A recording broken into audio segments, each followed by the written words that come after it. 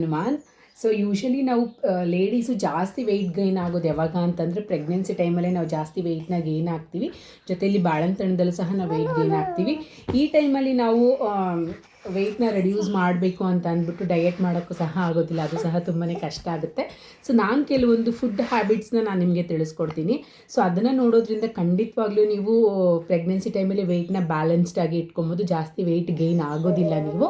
So ಅದಕ್ಕೆ ಏನೇನು ಮಾಡಬೇಕು ಅಂತ ಇನ್ ಡೀಟೇಲ್ ಆಗಿ ತಿಳಿಸ್ಕೊಡ್ತೀನಿ. ಜೊತೆಗೆ ಚಾನಲ್ನ ಸಬ್ಸ್ಕ್ರೈಬ್ ಮಾಡೋದು ಮರಿಬೇಡಿ. 100% ಶ್ಯೂರಾಗಿ ಹೇಳ್ತೀನಿ, ಪ್ರತಿಯೊಬ್ಬ ಹೆಣ್ಣಿಗೂ ತುಂಬಾ ರಿಕ್ವೈರ್ಡ್ ಆಗಿರೋಂಥ ಒಂದು ಚಾನಲು. ಈಗ ನಾನು ಕೆಲವೊಂದು ಪ್ಲೇಟ್ಸ್ನ ಎಕ್ಸಾಂಪಲ್ ಆಗಿ ನಾನು ನಿಮಗೆ ತೋರಿಸ್ತೀನಿ, ಓಕೆನಾ. ಸೊ ಆ ಎಕ್ಸಾಂಪಲ್ ಪ್ಲೇಟ್ಸ್ನ ನೋಡಿಕೊಂಡು ನೀವು ಒಂದು ಪ್ಲ್ಯಾನ್ ಮಾಡ್ಕೊಳ್ಳಿ ಯಾವ ರೀತಿ ಊಟ ಮಾಡ್ಕೊಬೇಕು ಅಂತ.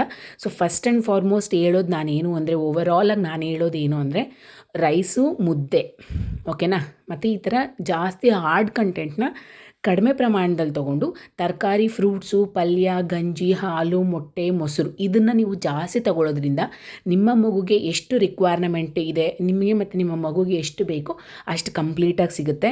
ಆ್ಯಕ್ಚುಲಿ ನಾನು ಏನಕ್ಕೆ ಇದನ್ನು ಫಾಲೋ ಮಾಡ್ತಾ ಇದ್ದೀನಿ ಅಂದರೆ, ಈಗ ನನಗೆ 4th ಮಂತಲ್ಲಿ ನಡೀತಾ ಇದೆ. ಫಸ್ಟ್ ಪ್ರೆಗ್ನೆನ್ಸಿಯಲ್ಲಿ ನಾನು ಆಲ್ಮೋಸ್ಟ್ 103 kgs ಆಗಿದೆ. ಆ ಮಿಸ್ಟೇಕ್ ಇವಾಗ ಮಾಡ್ಕೊಬಾರ್ದು ಅಂತೇಳಿ ಇವಾಗಲಿಂದನೇ ಡಯೆಟ್ನ ಸ್ಟಾರ್ಟ್ ಮಾಡಿದ್ದೀನಿ. ಸೊ ಈಗ ನಮಗೆ ಇದು ನಾನು ಆಗಲೇ ನಿಮಗೆ ಮಾರ್ನಿಂಗ್ ಬ್ರೇಕ್ಫಾಸ್ಟ್ ತೋರಿಸಿದ್ದು, ಇದು ಮಧ್ಯಾಹ್ನದ ಲಂಚ್ ಆಗಿರುತ್ತೆ. ಸೊ ಮಧ್ಯಾಹ್ನ ಕಂಪಲ್ಸರಿ ರೈಸ್ನ ತೊಗೊಳ್ಳಿ. ಸೊ ರೈಸ್ ಕ್ರೇವಿಂಗ್ಸ್ ನಮ್ಗೆ ಇದ್ದೇ ಇರುತ್ತೆ ಸೌತ್ ಇಂಡಿಯನ್ಸ್ಗೆ, ಅದಕ್ಕೆ ರೈಸ್ ತೊಗೊಂಡು ರಾತ್ರಿ ಒಂದು ಮುದ್ದೆ ತೊಗೊಳ್ಳಿ. ಮುದ್ದೆ ಮತ್ತು ಸಾಂಬಾರು ತೊಗೊಳ್ಳಿ. ಆಬ್ವಿಯಸ್ಲಿ ನಮ್ಮ ಕಡೆ ತರಕಾರಿ ಸಾಂಬಾರು ಅಥವಾ ಬಸ್ಸಾರು, ಸೊಪ್ಪಿನ ಸಾರು, ಈ ಥರ ನುಗ್ಗೆಕಾಯಿ ಸಾರು ಈ ಥರ ಎಲ್ಲ ಮಾಡ್ತಾನೇ ಇರ್ತೀವಿ.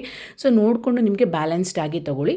ಸೊ ಫಸ್ಟ್ ನಿಮಗೆ ಬೆಳಗ್ಗೆ ಏನು ತಿಂಡಿ ಮಾಡ್ತೀವಿ ಅದು ತುಂಬಾ ರಿಚ್ ಆಗಿರಬೇಕು. ಸೊ ತರಕಾರಿ, ಫ್ರೂಟ್ಸು ಜಾಸ್ತಿ ಇರಬೇಕು. 300 ml ಗಂಜಿ ಇರಬೇಕು. ಜೊತೆಗೆ ಏನಾದರೂ ಮುದ್ದೆ, ಚಪಾತಿ ಅಥವಾ ಸ್ವಲ್ಪ ಏನಾದರೂ ಮನೇಲಿ ಟಿಫನ್ ಮಾಡಿದರೆ ಅದನ್ನು ತೊಗೊಳ್ಳಿ. ಸೊ ಓವರಾಲಾಗಿ ನೀವು ಪ್ಲ್ಯಾನ್ ಮಾಡ್ಕೊಬೇಕಾಗಿರೋದು, ಪರ್ ಡೇಗೆ 2 ತರಕಾರಿ, 2 ಥರದ ಫ್ರೂಟ್ಸು, ಜೊತೆಗೆ ಒಂದು 300 ml ಅಷ್ಟು ಗಂಜಿ, ಓಕೆನಾ. ಆಮೇಲೆ ಸ್ವಲ್ಪ ರೈಸು, ಒಂದು ಮುದ್ದೆ, ಒಂದು ಮೊಟ್ಟೆ, 1 ಲೋಟ ಹಾಲು. ಸೊ ಸಿಂಪಲಾಗಿ ಹೇಳ್ಬೇಕಂದ್ರೆ ಬೆಳಗ್ಗೆ ಫ್ರೂಟ್ಸು ಮತ್ತು ತರಕಾರಿ, 1 ಲೋಟ ಗಂಜಿ ಮತ್ತು ಏನಾದರೂ ಒಂದು ಸಿಂಪಲ್ಲಾಗಿ ರೈಸು ಅಥವಾ ಮುದ್ದೆ ಅಥವಾ ಚಪಾತಿ ತೊಗೊಬಿಡಿ. ಮಧ್ಯಾಹ್ನ ರೈಸ್ನ ತೊಗೊಳ್ಳಿ. ರಾತ್ರಿಗೆ ನೀವು ಕಂಪಲ್ಸರಿ ಮುದ್ದೆ, ಮೊಟ್ಟೆ, 1 ಲೋಟ ಹಾಲನ್ನ ಕುಡಿಯೋದು ಮಿಸ್ ಮಾಡೋದಕ್ಕೆ ಹೋಗಬೇಡಿ. ಸೊ ಈ ಥರ ಮಾಡಿಕೊಂಡು ಪ್ರತಿ ಮೀಲ್ ಆದಮೇಲೂ ಒಂದು 10 ಮಿನಿಟ್ಸ್ ಬ್ರೇಕ್ ಕೊಟ್ಟು ಆಮೇಲೆ ನೀವು ಒಂದು 10 ಮಿನಿಟ್ಸ್ ವಾಕ್ನ ಮಾಡಿ. ಖಂಡಿತವಾಗ್ಲೂ ನೀವು ವೆಯ್ಟ್ ಗೇನ್ ಆಗೋದಿಲ್ಲ. ನನ್ನ ವೆಯ್ಟು ಬ್ಯಾಲೆನ್ಸ್ಡ್ ಆಗಿ ಬರ್ತಾ ಇದೆ. ಸೊ ನೀವು ಸಹ ಇದೇ ಥರ ಮಾಡಿ. ಖಂಡಿತವಾಗ್ಲೂ ನೀವು ವೆಯ್ಟ್ನ ರೆಡ್ಯೂಸ್ ಆಗ್ತೀವಿ. ಜಾಸ್ತಿ ಸಹ ನಾವು ವೆಯ್ಟ್ ಗೇನ್ ಆಗೋದಿಲ್ಲ, ಬ್ಯಾಲೆನ್ಸ್ಡ್ ಆಗಿ ಇಟ್ಕೊತೀವಿ. ಸೊ ಆಮೇಲೆ ನಮಗೆ ಮಗು ಹುಟ್ಟ ಮೇಲೆ ಸಹ ವೆಯ್ಟ್ನ ರೆಡ್ಯೂಸ್ ಮಾಡ್ಕೊಳ್ಳೋದಕ್ಕೆ ಹೆಲ್ಪ್ ಆಗುತ್ತೆ ಅಂತ ಹೇಳ್ತಾ, ಸೊ ಇಲ್ಲಿವರೆಗೂ ವಿಡಿಯೋ ನೋಡಿದ್ದಕ್ಕೆ thank you so much. Video useful ಆದರೆ ಬೇರೆಯವ್ರಿಗೂ ಸಹ ಶೇರ್ ಮಾಡಿ, ಎಸ್ಪೆಷಲಿ ಪ್ರೆಗ್ನೆಂಟ್ ವುಮೆನ್ಗೆ ಶೇರ್ ಮಾಡಿ. ಖಂಡಿತವಾಗ್ಲೂ ನಮಗಂತೂ ತುಂಬಾ ಟೆನ್ಷನ್ ಆಗಿಬಿಟ್ಟಿರುತ್ತೆ ವೆಯ್ಟ್ ಗೇನ್ ಆದರೆ ಏನು ಅಂತ. ಅವ್ರಿಗಂತೂ ಯೂಸ್ಫುಲ್ ಆಗುತ್ತೆ. ಬೇರೆ ಏನೋ ಡೌಟ್ಸ್ ಇದ್ದರೆ ಕಮೆಂಟ್ ಮಾಡಿ. Thank you.